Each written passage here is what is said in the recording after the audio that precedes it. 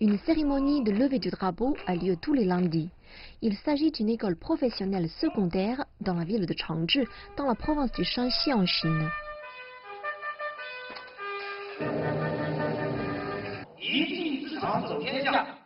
Zhang Juncheng, 44 ans, est l'un des fondateurs de l'école.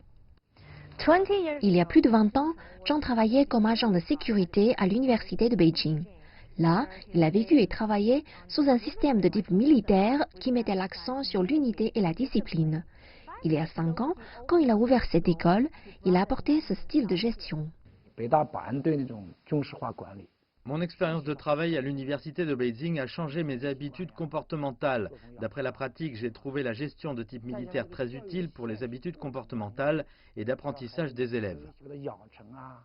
Une vidéo est récemment devenue virale sur les réseaux sociaux chinois à propos d'un agent de sécurité de l'université de Beijing qui a étudié l'anglais et a appris plus de 15 000 mots.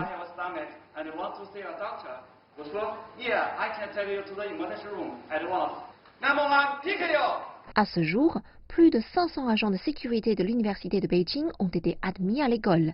Autant d'autres universités, Zhang Juncheng a été l'un des pionniers.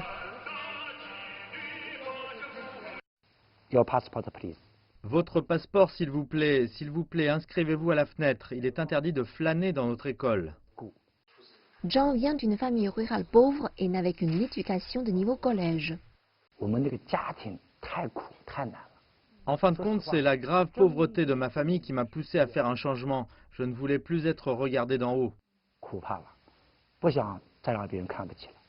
En 1994, alors qu'il travaillait à l'université de Beijing, il a rencontré un professeur et a été encouragé à continuer à apprendre après le travail.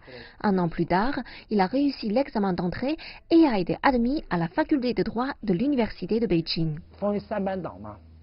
Nous travaillions 3 quarts de travail par jour. Je courais souvent entre les classes et le travail et j'étais trop occupé pour manger. Mais je n'avais pas l'impression que c'était difficile. Au contraire, c'était très épanouissant. Après avoir obtenu son diplôme de l'université, Zhang est retourné dans sa ville natale de Changzhi pour travailler comme enseignant jusqu'à ce qu'il ouvre cette école. Aux yeux des autres, Zhang a connu un succès retentissant, mais lui est beaucoup plus modeste. Je ne pense pas avoir réussi, mais je suis toujours sur le chemin du succès. Le vrai succès n'a pas de destination. En parlant des élèves, Zhang espère qu'ils pourront apprendre à maîtriser un métier et à devenir d'excellents artisans. Plus important encore, ils disent qu'ils doivent garder à l'esprit que la connaissance façonne le destin.